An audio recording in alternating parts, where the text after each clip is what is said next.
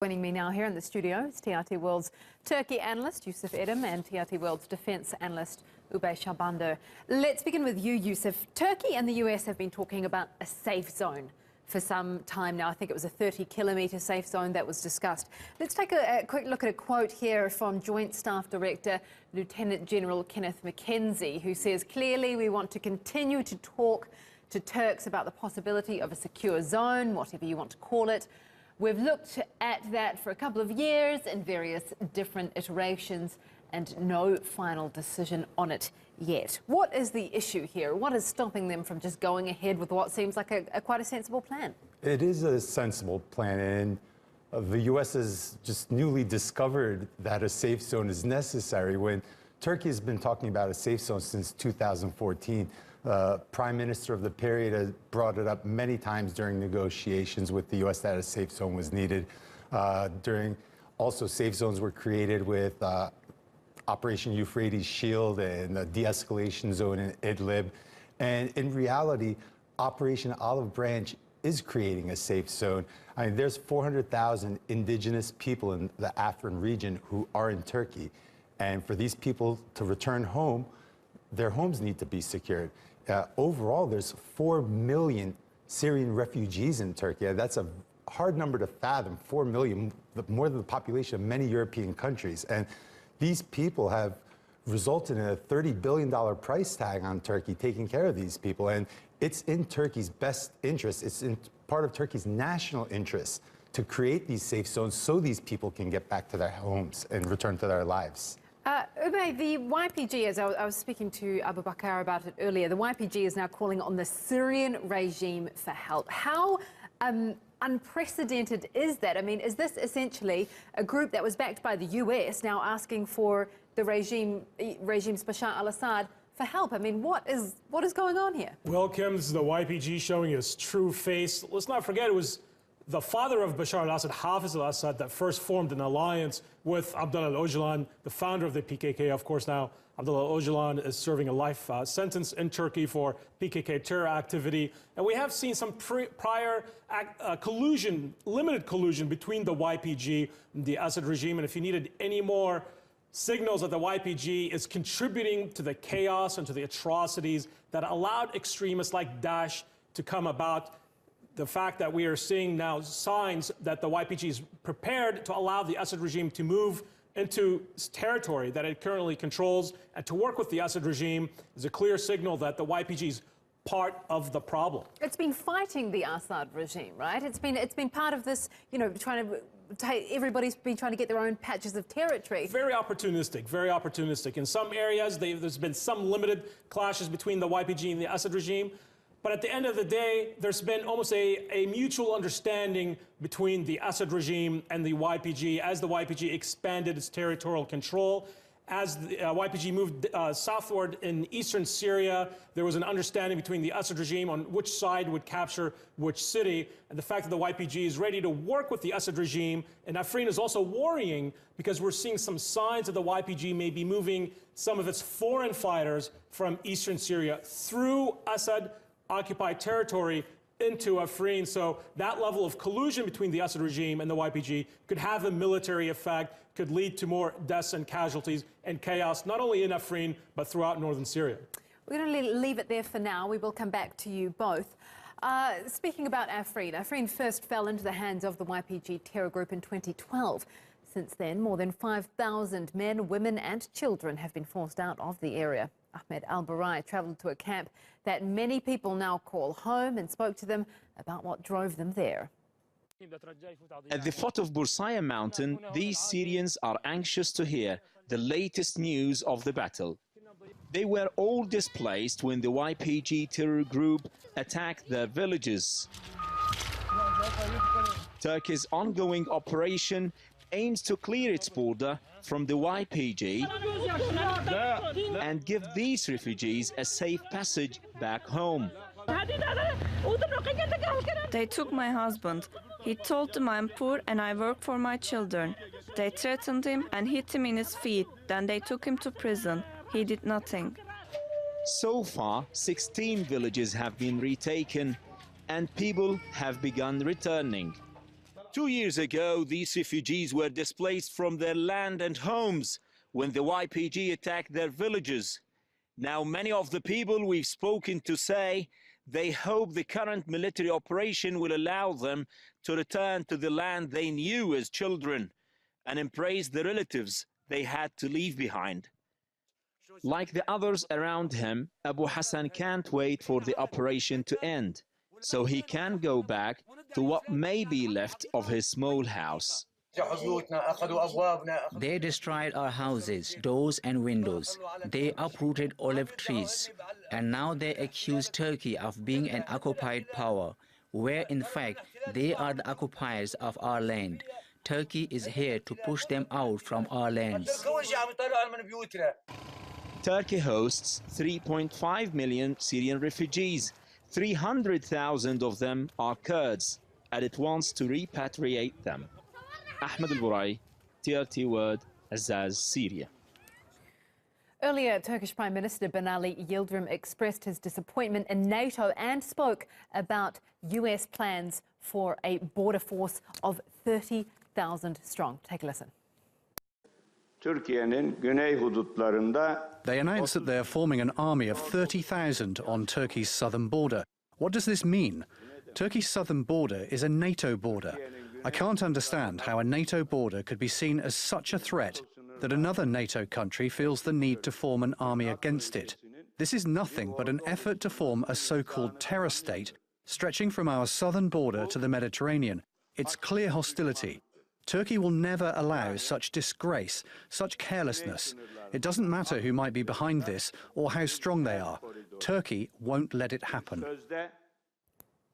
Joining me now from Ankara is TRT World's Turkey political correspondent Andrew Hopkins. He's joined by Moret Aslan, a lecturer in security studies at Hasan Kalyoncu University. Andrew.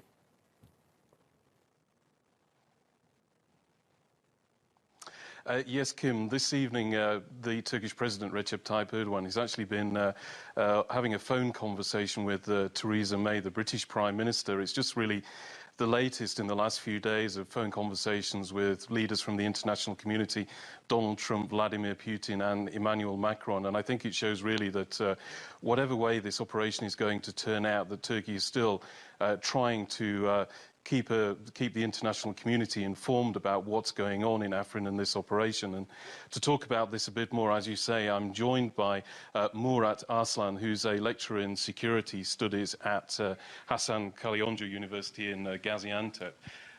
First of all, the international reaction to this operation, it hasn't been, the criticism hasn't been very strong. It's just been calls for restraint and a time limit.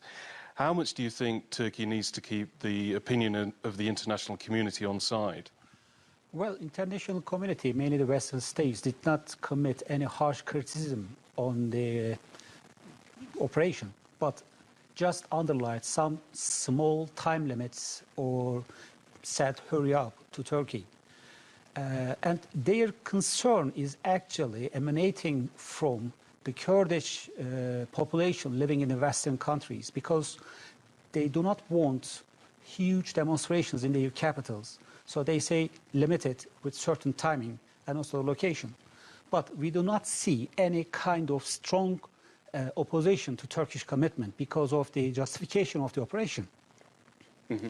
And we heard today from the Turkish president saying that after Afrin, the operation there is finished, then he's going to go to Manbij and the military is going to then go as far as the Iraqi border to the east. How do you think this is going to play out? Is it as soon as Afrin's finished, they're going to immediately move to Manbij, or are there other factors involved here? Well, this is about the priority of the operation, I believe, because the priority of the Turkish government is not to capture or invade any portion of Syria, but to destroy all the terror network at the north of Syria.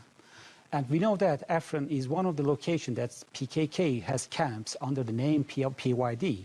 And later then, Turkey will keep going to Manbij or the other portions. And it should be expected from Turkey, because there's a huge threat coming from Syria to Turkish territory, and also there are some attacks in Turkey. For instance, PKK was very active during winter and also summer this year, which means Turkey was to respond such acts during the summertime. And we do not want to do the same thing next summer. That's the issue. And I think the challenge for this argument is the United States of America, because the United States is currently holding positions at the east of Syria and also north, which means Turkey has to have a deal with the United States or challenge the United States. So it's a kind of, selection of choices. I mean, the YPG has been a major sticking point in the relations between the United States and Turkey in recent years. Do you think this particular operation is going to end up making the United States choose between Turkey and the YPG? Well, NATO and Turkey has a strong alliance, and the United States is part of NATO. What I believe is that the United States of America is very stake to the values of NATO. And it's obvious from the agreements of NATO after the summits in 1990s, terrorism is a type of threat that all countries should count. And as you remember, after 9/11, Turkey participated to NATO's decision declaring war against terrorism, along with the United States, and mobilized its troops to Afghanistan. And now Turkey has the same expectation. We have a threat at the south, and we want to destroy them. And the United States must support Turkey rather than supporting them or commanding them. That's the issue. And if Turkey is here and the United States supports PKK or PYD or YPG, whatever the name is, it is the preference of the United States, not the Turkey. Turkey will keep going whatever she chooses. Now, Turkey has been talking about going into Afrin for quite a number of months now. Why don't you think it went in sooner? Why has it left it so long? Well, there were great diplomatic negotiations in the past, and the United States told Turkey, keep calm, we will withdraw from the area and hand over the region to the people of Syria. And they promised Turkey to hand over Manbij and also stop supporting PKK after the defeat of Daesh. Now, we do not see any Daesh. There are no news about Daesh. And we know that United States of America made some deals with Daesh to withdraw from the region to other parts of Syria and agreed with PKK to keep a certain territory of Syria by building an army. So this decision is about to build a state mechanism in Syria and divide Syria's unity. And this is against Turkish interests. And also, this is a great threat to Middle East. Okay, Moret Aslan, thank you very much. We've now got possibility of, after the Afrin operation is completed, the Turkish president talking about moving to Manbij and then maybe further on to the Iraqi border in the east to take control of other areas which are currently in the hands of the YPG. So plenty more things to keep an eye on in the future, Kim. Absolutely. Thank you so much for that. That's Andrew Hopkins with Moret Aslan, a lecturer in security studies. Well, since Operation Olive Branch started, Turkish officials say more than 100 soldiers and Free Syrian Army fighters have come to Turkey for treatment. Nafisa Latic visited one fighter in hospital in the Turkish town of Kirikan near the border with Syria. Mohammed Hadir joined the Free Syrian Army less than a year ago, and he's already fought on many fronts. He's 23 years old. One of my friends was martyred by a landmine. We dragged his body to safety. Then we continued our offensive. At that moment, I had to shoot at the snipers to take pressure off or rescue my friends. Mohammed was wounded near the Turkey-Syria border in the fight to retake the region of Afrin from the YPG terror group. It's a long way from home. His family is still in Hama, where he's from. They know he's fighting with the FSA, but he hasn't told them about this. A piece of shrapnel or a pebble caused a wound near my chin. I fell on my back on a 2-meter trench. I wanted to walk, but I could not. Several While Turkish soldiers and FSA fighters are being treated here in the state hospital in Kirikan right behind me. We spoke with some of them and they say they want to return to frontline as soon as they recover and to end the presence of the YPG in northern Syria forever. The Turkish army and FSA say the operation in Afrin won't end before they force the YPG from the region. But it comes with a cost. Since the operation began, 130 soldiers have been brought to Turkey for treatment. 82 of them have been discharged, 14 soldiers have lost their lives. 3 of them are Turkish soldiers, while the other 11 are from the Free Syrian Army. Turkey says the goal is to hand the territory over to its real owners, the Syrian people. It's what people like Mohammed say they are fighting for. Nafisa Latic, TRT World, Kirikan, near the Turkey-Syria border.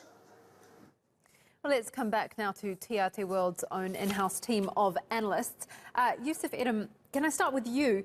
The US is calling this entire Turkish operation basically a distraction from the real fight, obviously, against Daesh. What do you make of that?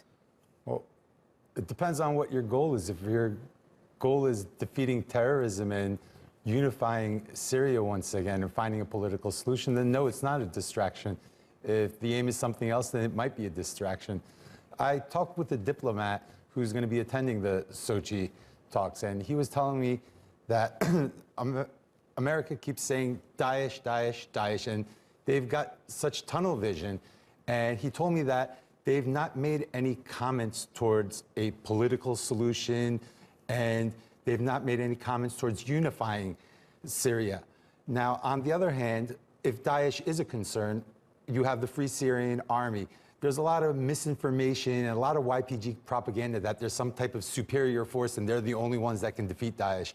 The Free Syrian Army has defeated Daesh in Azaz. They've also defeated Daesh in Idlib. And the Turkish army has also stated that while Operation Olive Branch is directed at the YPG, it's an operation to clear terrorism from the Afrin region, and they have hit Daesh assets as well. Oubai, I want to end with you. We've talked a lot in this program about the hinted possible expansion of Operation Olive Branch, potentially right up to the Iraqi border.